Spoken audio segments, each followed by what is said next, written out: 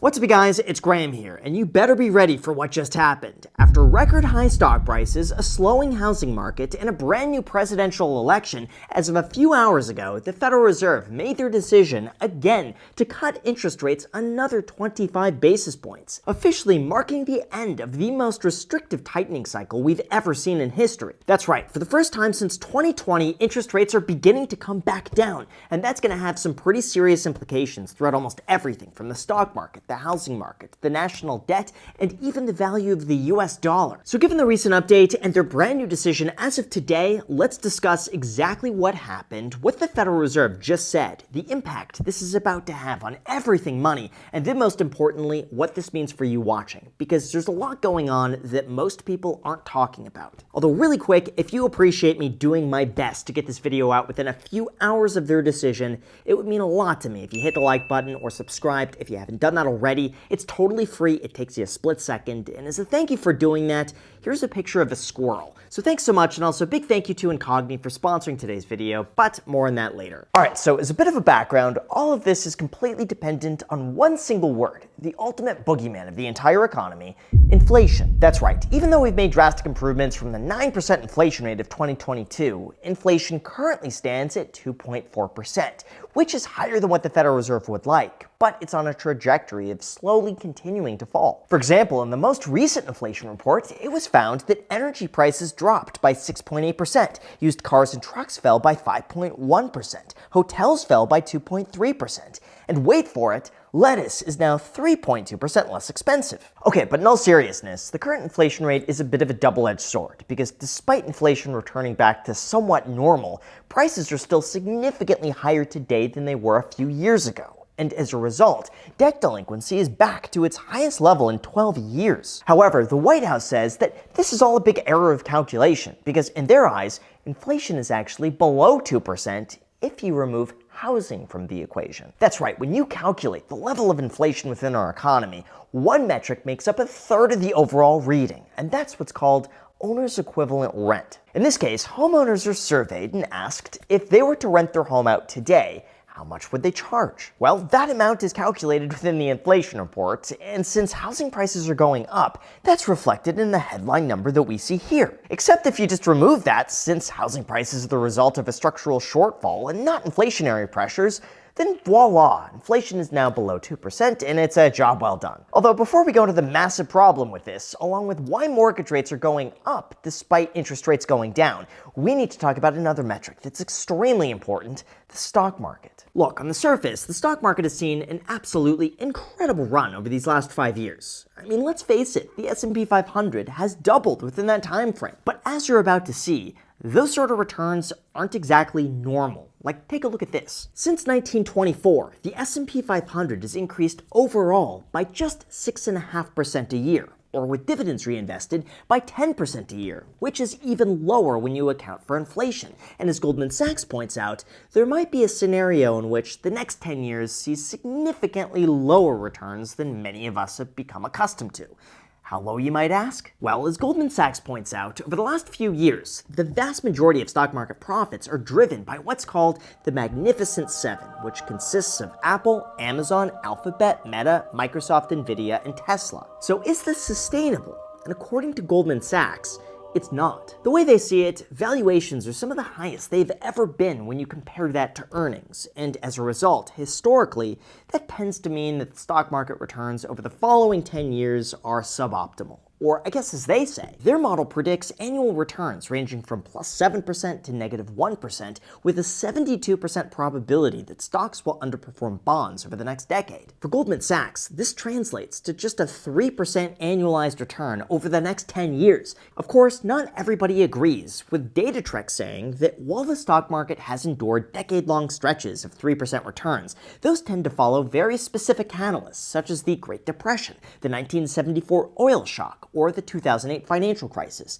Today, none of those look to be occurring. But you also can't deny that as of now, a few very big companies make up the vast majority of stock market profits. And when you dig a little bit deeper, you'll begin to see that almost 70% of the S&P 500 is underperforming the overall index. Like even Vanguard lowered their next 10-year projection to just 3.5% a year. That's why it's really important to understand that 15 to 20% annualized returns are not normal. It's probably not something that's going to happen consistently. And over the next decade or two, there's probably going to be a good chance that people don't earn the sort of returns that they would initially like. However, I do say all of that with a bit of a catch, because even though almost every analyst is somewhat pessimistic for the next decade, anything can happen, and there's a chance the stock market continues to rally, especially when you least expect it. For instance, Schwab seems to think that we could see a 6.2% return. BlackRock thinks 5.2% is possible. And if the money printer turns back on full force, the sky's the limit. But as far as how this impacts the housing market,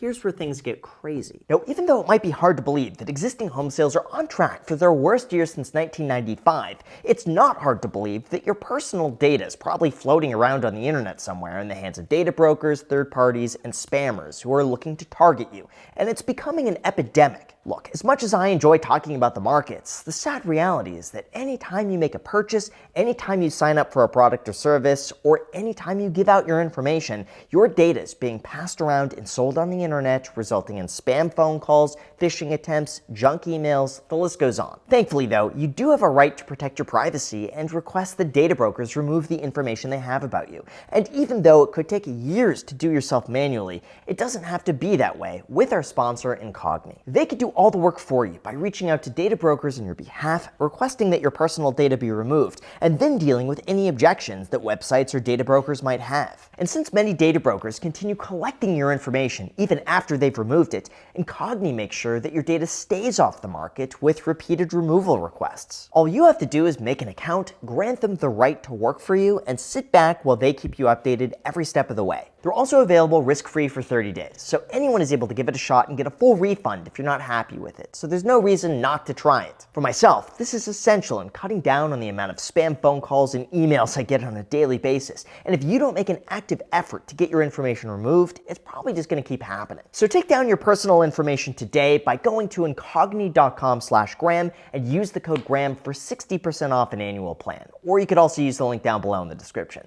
Thank you so much, and now let's get back to the video. Alright, so if you'd like to hear where things get a bit wild, let's discuss the housing market. As of recently, it was said that existing home sales are on track for their worst year since 1995 for the second year in a row. Why? Well, most economists believe that home sales in 2024 would actually be going higher thanks to falling interest rates, but instead the opposite happened. Despite falling rates, mortgages went even higher. This is because when the Federal Reserve lowers interest rates, what they're really doing is influencing the short-term borrowing of treasuries, or basically the borrowing rates over the next 6 to 12 months.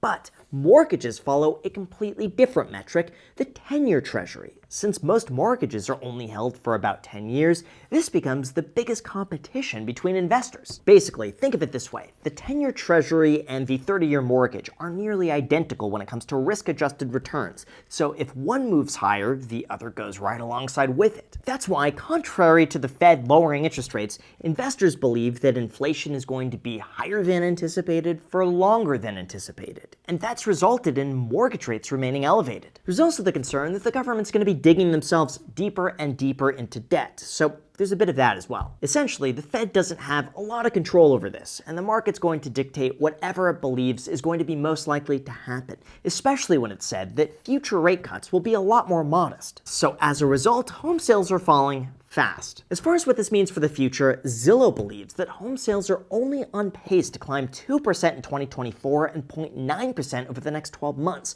with the main culprit being rising inventory. In fact, it was said that a quarter of first-time buyers are holding off until after the election, or more specifically, 26% said that they're waiting to see if Harris's housing affordability plan goes into effect, and 16% are waiting to see if Trump's housing affordability plan is enacted. Another culprit could also simply be that mortgages are expensive, housing is largely unaffordable, and some sellers out there are asking way more money than their home is ever realistically worth. On top of that, I'm also personally not a big fan of waiting on politically sponsored plans that may or may not ever happen, but the trend is apparently clear. We are slowly heading towards a neutral housing market as more inventory continues to be listed and fewer homes are being sold over list price. Rent growth is also slowing down quite a bit, with rents only increasing $1 over the last month. Look, anecdotally, as someone who's been closely involved in the real estate market since 2008, I have to say, I am seeing more inventory come up. I am seeing more price reductions than usual, and in some higher-end markets,